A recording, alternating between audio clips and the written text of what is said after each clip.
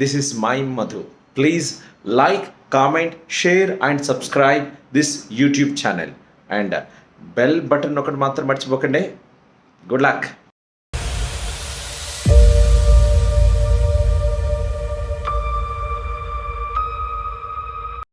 Hi అండి, నమస్తే. This is Ravi Chepur.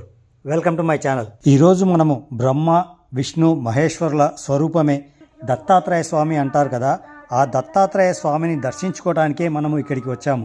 ఇక్కడున్న ఈ నేలను పుణ్యభూమి, తపోభూమి కూడా అంటారు. ఎందుకంటే సాక్షాత్తు ఆ దత్తాత్రేయుడే ఇక్కడికి వచ్చి 14 సంవత్సరాల పాటు తపస్సు చేశారు. అలాంటి ఈ పుణ్యభూమినే తపోభూమి అని కూడా అంటారు. దత్తాత్రేయుడు జన్మించింది పిఠాపురంలో అయినా శ్రీపాద వల్లభుడిగా ఇక్కడికి వచ్చి ఈ కృష్ణానది ఒడ్డుపైన 14 సంవత్సరాల పాటు తపస్సు చేశారు. ఇక్కడంతా కూడా టోటల్గా పాజిటివ్ ఎనర్జీస్ ఉంటుంది.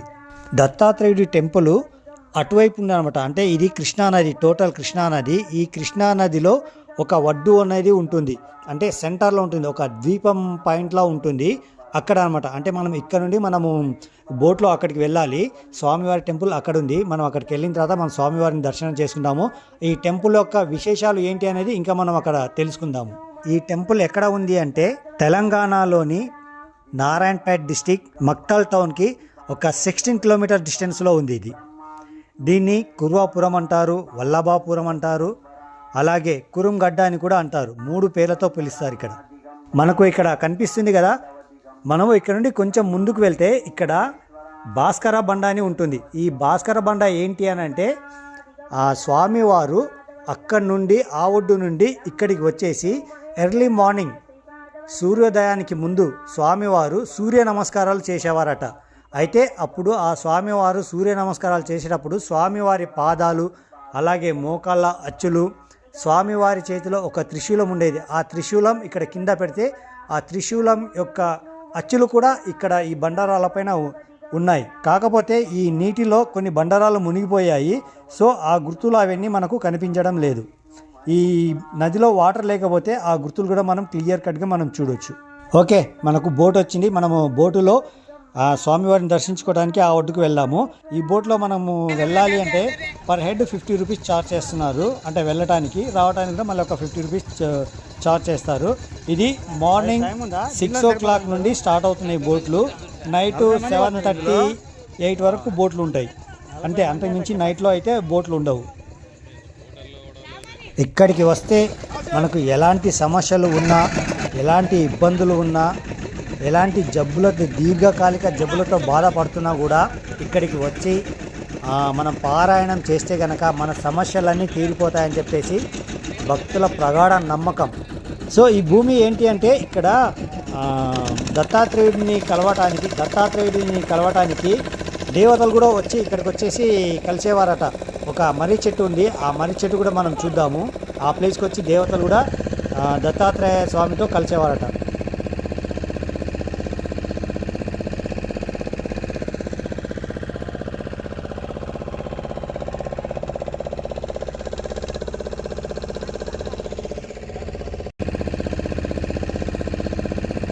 వారి టెంపుల్ ఇక్కడ పైన కనిపిస్తుంది, ఇక్కడ దగ్గరలోనే ఉంటుంది.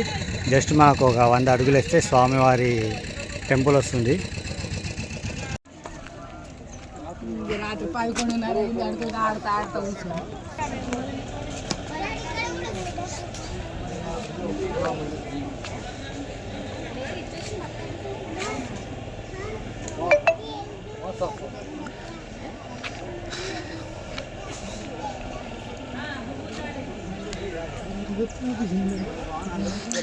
టెంపుల్కి సంబంధించిన రూమ్స్ ఇవన్నీ. మనము అక్కడ లోపలికి వెళ్ళేసి పూజారి గారు ఉంటారు, అక్కడికి వెళ్ళేసి మనము రూమ్స్ అవైలబుల్ ఉంటే కనుక రూమ్స్ అవి మనం ఇక్కడ బుక్ చేసుకోవచ్చు. అన్ని రూమ్స్ టెంపుల్కి సంబంధించినవే. ఇవే రూమ్స్. మనము ఇక్కడికి వచ్చేసి ఫ్రీగా మనము రూమ్స్ తీసుకోవచ్చు. మనం ఏదైనా ఇవ్వాలనుకుంటే డొనేషన్ రూపంలో ఇస్తే చాలు మనకు. ఇవన్నీ న్యూ కన్స్ట్రక్షన్స్. రూమ్స్ కూడా చాలా బాగున్నాయి లోపల. ఓకే, మనం లోపలికి వెళ్ళేసి స్వామివారిని దర్శనం చేసుకున్నాము. కాకపోతే గర్భగుడిలో అయితే కెమెరాస్ అవన్నీ అలౌడ్ లేదు, మనం బయట నుంచే చూడాలి. గర్భగుడిలో ఉన్న స్వామివారి లింగం ఉంటుంది. ఆ లింగానికి మనము ఈ కృష్ణానది నుంచి నీళ్లు తీసుకెళ్ళి లింగం పైన మనము అభిషేకం చేస్తే గనక మనము ఎన్ని పాపాలు చేసినా, ఎంత దీనస్థితిలో ఉన్నా, ఎన్ని దరిద్రాలు ఉన్నా సరే అన్నీ పోతాయట. అంటే 7 జన్మల నుండి పాపాలు చేస్తున్నాయి కూడా ఆ పాపాలకు విముక్తి కలుగుతుంది అని చెప్పేసి సాక్షాత్తు ఆ శ్రీపాద వల్లభుడే ఒక అమ్మతో చెప్పారట. సో అలాంటి పుణ్యభూమి ఈ భూమి. ఇక్కడ షర్టు, ప్యాంటు, బెల్ట్స్ అవి వేసుకోవద్దు, ఫోన్స్ కూడా వాడద్దు, సైలెన్స్గా ఉండాలి ఇక్కడ.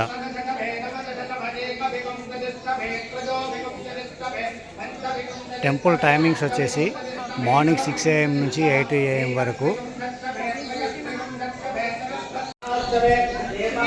మనము స్వామివారిని దర్శనం చేసుకోవాలి అనుకుంటే కనుక కంపల్సరీగా సాంప్రదాయ దుస్తుల్లోనే మనము స్వామివారి గర్భగుడిలోకి వెళ్ళాలి. లేదు అంటే లోపలికి రానివారు. మనం మగవారైతే కంపల్సరీగా షర్టు, ప్యాంటు అన్నీ తీసేసి పంచ కట్టుకోవాలి. అలాగే ఏది కూడా లెదర్ వస్తువు అనేది పెట్టుకోవద్దు. మన దగ్గర లేకపోయినా పర్లేదు, ఇక్కడే గుడి దగ్గరే ఉంటాయి అన్నీ. ఇక్కడ ఇవన్నీ అవే. ఇక్కడ ఏదైనా మన సైజులో నచ్చింది తీసుకొని మనం కట్టుకొని స్వామివారి దర్శనానికి మనం వెళ్ళాలి. చాలామంది తెలియక తెచ్చుకోరు కదా, సో అందుకోసమని మనకు ఇక్కడ గుడి వాళ్ళే మనకు ప్రొవైడ్ చేస్తారన్నమాట.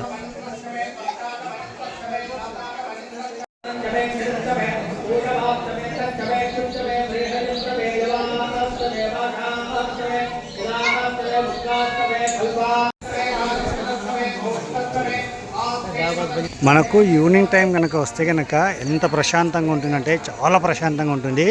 మనకు నది మధ్యలో ద్వీపం మాదిరి ఉంటుంది కాబట్టి చాలా చాలా బాగుంటుంది. మనము ₹1,00,00,000 ఇచ్చినా కూడా సిటీలో ఎక్కడ ఫామ్ హౌస్లో కానీ, గెస్ట్ హౌస్లో కానీ, 5 స్టార్ హోటల్లో కూడా దొరకని ప్రశాంతత ఈ టెంపుల్లో దొరుకుతుంది. అంత ప్రశాంతత ఉంటుంది ఇక్కడ.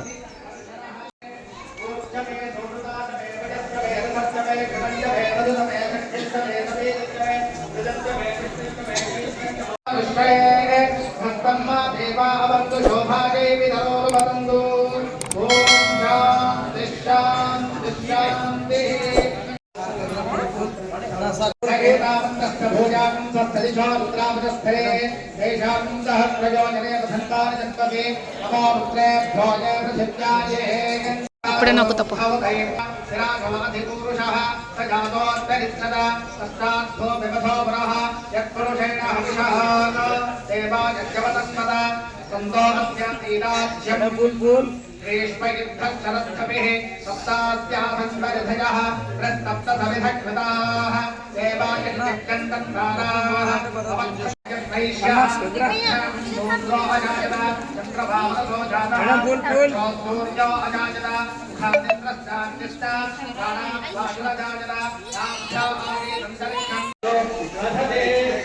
ఇక్కడ చూస్తున్నారు కదా, అందరూ కూడా జైంట్స్ అందరూ లుంగీలు, పంచాలు అన్నీ కట్టుకొని పైన కండువ వేసుకొని వెళ్ళాలి. లేడీస్గా సాంప్రదాయమైన దుస్తుల్లోనే రావాలి ఇక్కడికి. ఈ టెంపుల్కి అపోజిట్ మనకు ఈ మేడి చెట్టు చూస్తున్నాం కదా, ఈ మేడి చెట్టు 108 ప్రదక్షిణాలు చేస్తే కనుక మనం అనుకున్న కోరికలు మనకు తీరుతాయి. అంటే పెళ్ళి కాని వాళ్ళు ఇక్కడ ఈ మేడి చెట్టు తిరిగితే కనుక ఖచ్చితంగా తొందరగా పెళ్ళి అవుతుందని భక్తుల నమ్మకం కూడా. అది నిజం కూడా అది. అలాగే పిల్లలు లేని వారు కూడా తిరగవచ్చు. ఇది టెంపుల్కి అపోజిట్ రైట్ సైడ్లోనే ఉంటుంది. మనము స్వామివారిని దర్శనం చేసుకున్న తర్వాత మనం బయటికి వచ్చిన తర్వాత ఇక్కడ ఈ లెఫ్ట్ సైడ్ అయినా వెళ్ళొచ్చు. అలాగే అటు నుంచి కూడా ఒక లెఫ్ట్ వే ఉంటుంది. అక్కడ మనకు స్వామివారు ఇక్కడ తపస్సు చేసిన ప్లేస్ ఉంది. ఆ ప్లేస్ కూడా మనం ఇప్పుడు విజిట్ చేద్దాం.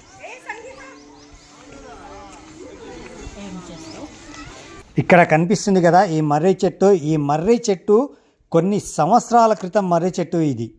ఇక్కడే శ్రీపాద వల్లభుడు తపస్సు చేసిన తపోభూమి ఇదే. అందుకే ఇక్కడ చాలామంది కూడా ఇక్కడికి వచ్చేసి పారాయణం చేస్తారు. అలా పారాయణం చేయడం వల్ల మనకు సకల సమస్యలు, దీర్ఘకాలిక రోగాలు, ఎన్ని ప్రాబ్లమ్స్ ఉన్నా అన్నీ పోతాయి. చూడండి ఒక్కొక్కటి ఊడలు, మర్రి ఊడలు అంటారు కదా, ఎంత లావుగా ఉన్నాయో ఇవి. ఇవన్నీ మొత్తం ఒకవేళ ఇక్కడ టెంపుల్ కనుక లేకపోతే కనుక ఈ మర్రి చెట్టుని చూసి భయపడాల్సిందే. అలా ఉంటుంది.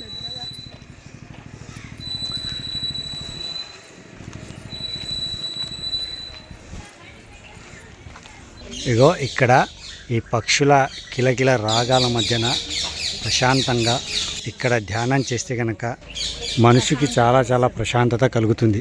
ఒక విషయం ఏంటంటే ఇక్కడ నది పక్కనే ఉంది కదా అని చెప్పేసి చాలామంది స్నానానికి వెళ్తుంటారు.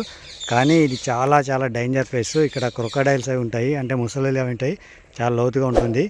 ఇక్కడ వెళ్ళి మనము స్నానాలు మాత్రం చేయొద్దు, ఇది మాత్రం గమనించుకోండి. ఇక్కడ నుంచి మనం కొంచెం ముందుకు వెళ్తే అక్కడ కూడా తపస్సు చేసే ప్లేస్ ఉంది. ఏంటి అంటే ఒకరు తపస్సు చేశారన్నమాట. ఇక్కడ గుహ ఉంది. అక్కడ ఏంటి అని మనం అక్కడికి వెళ్ళిన తర్వాత మనము తెలుసుకుందాము. ఈ గుహ ఏంటి, అక్కడ ఎవరు చేశారు తపస్సు అనేది.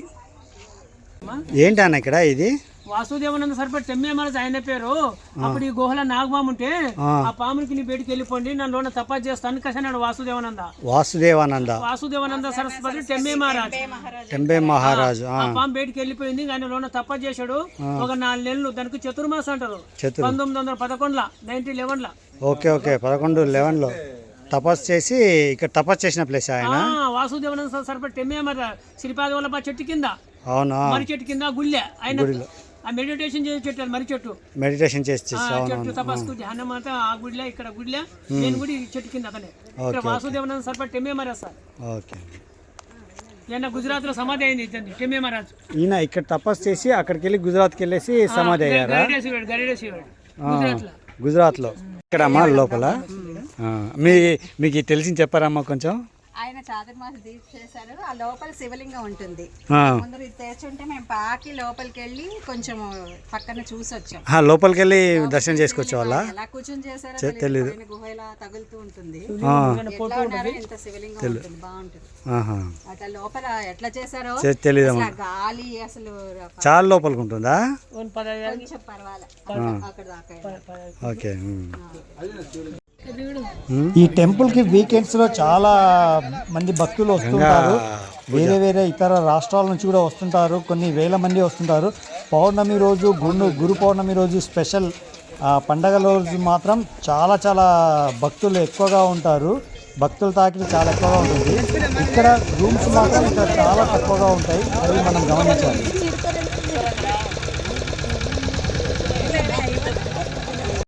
వచ్చేసాము. పిల్లలు చూడండి, బాగా చూడు అక్కడ 3 పిల్లలు.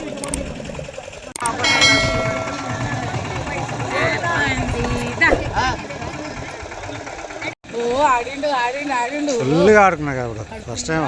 ఆడిండు మస్తు అంటే మస్తు. అందరు పట్టుకొని దింపుడే కదా వాడిని. ఈ టెంపుల్ని చూసి మనం అక్కడికి వెళ్ళాం. ఫస్ట్ మనం అక్కడ దర్శనం చేసుకొని ఇక్కడికైనా రావచ్చు, ఇక్కడ దర్శనం చేసుకొని అక్కడికైనా వెళ్ళొచ్చు. నాకు ఇక్కడ కూడా రూమ్స్ ఉంటాయి. ఇక్కడ రూమ్స్ వచ్చేసి 500 రూపీస్ అలా తీసుకుంటున్నారు. మనం ఇక్కడికి వచ్చి డైరెక్ట్ వచ్చేసి మనం బుక్ చేసుకోవాలి.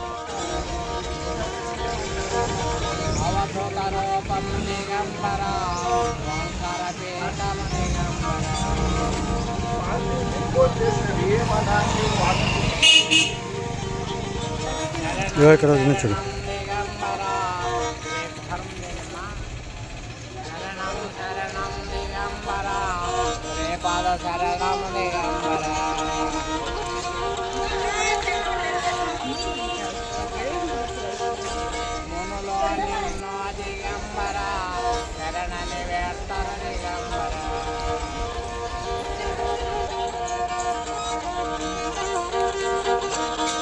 భజనాలే దిగంబర పర్వతదల తుమ దిగంబర.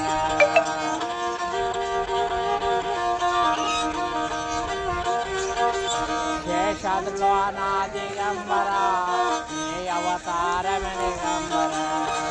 ఇక్కడ అంతా కూడా ఈ టెంపుల్ పైన దశావతారాలు ఉన్నాయన్నమాట. కానీ చూస్తుంటే మాత్రం ఇక్కడ మాత్రం చాలా చాలా బాగున్నాయి ఇవన్నీ. పైన దత్తాత్రేయ టెంపుల్, తర్వాత దత్తాత్రేయ భార్య టెంపుల్ ఉంటుంది. మనకు పైన అలో లేదు కాబట్టి మనం ఇక్కడ నుంచి బయట నుంచి దర్శనం చేసుకోవాలి.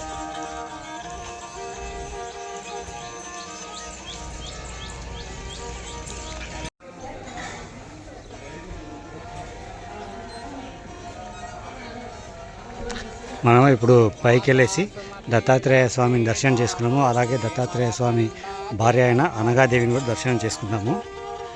గర్భగుడిలో మాత్రం మనకు కెమెరా అలో లేదు. కుదిరితే నేను చూపిస్తాను.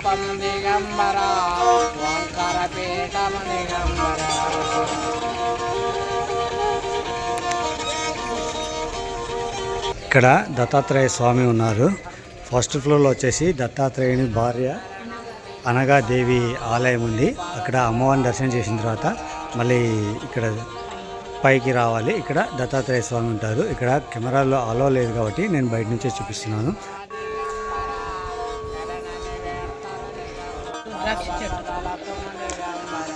ఇక్కడ కనిపిస్తుంది మనకు, ఇది రుద్రాక్ష చెట్టు. ఈ చెట్టు మనకు ఎక్కడ చాలా మటుకు కనపడవు, ఎక్కడో ఒక చోట కనిపిస్తుంటాయి.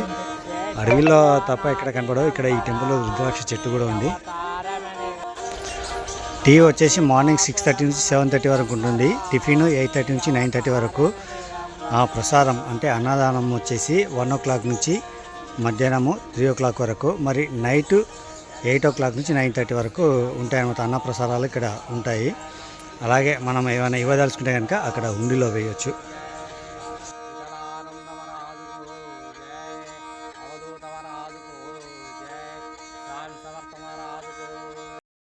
మనం ఇందాక టెంపుల్ చూసాం కదా, అక్కడ నుంచి జస్ట్ మనకు ఒక 1.5 kilometer డిస్టెన్స్లోనే ఇక్కడ ఒక ఆశ్రమం ఉంటుంది, శ్రీపాద ఛాయ ఆశ్రమం అని. ఇక్కడ మనకు ఏసీ రూమ్లు దొరుకుతాయి, నాన్ ఏసీ రూమ్లు దొరుకుతాయి.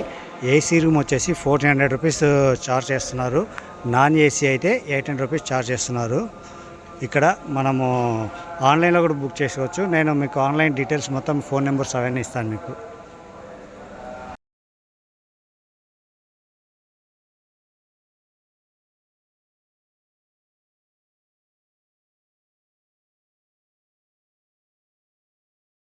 నిత్య అన్నదానము. ఇక్కడ కూడా రోజు అన్నదాన కార్యక్రమాలు ఉంటాయి. మనము మార్నింగ్ మధ్యాహ్నం 12 గంటల నుంచి సాయంత్రం 3 గంటల వరకు ఉంటుంది అన్నదాన కార్యక్రమం. మనకు బయట హోటల్స్ ఫుడ్ అవి దొరకవు, కానీ ఇక్కడ ఆశ్రమాలు మాత్రం ఇక్కడ దొరుకుతుంది మనకు ఫుడ్. ఇక్కడ తర్వాత టెంపుల్ దగ్గర కూడా ఉంటుంది కదా, మనం ఇందాక చూసాం కదా, అక్కడ కూడా ఉంటుంది. ఓకే అండి, ఇప్పుడు మనం పవిత్రమైన ఆలయాలను చూసాం కదా. ఇలాంటి ప్లేసెస్ మనము తెలియనివి చాలా ఉన్నాయన్నమాట. అవన్నీ మనం తెలుసుకుందాము. మన హిస్టారికల్స్ కానీ, ఒక అద్భుతమైన టెంపుల్స్ కానీ, ఒక అందమైన ప్లేసెస్ కానీ, మనము చూడనివి, మనకు తెలియనివి అన్నీ తెలుసుకుందాం. ఫర్దర్ ఎపిసోడ్లో అన్నీ మనము చూద్దాం. మీరు నా వీడియోస్ అన్నీ ఫాలో అవ్వండి. అలాగే ఈ వీడియో కనుక మీకు నచ్చినట్టయితే కనుక ప్లీజ్ షేర్ చేయండి, లైక్ చేయండి, కామెంట్ చేయండి, సబ్స్క్రైబ్ చేయండి. Okay guys, have a nice day.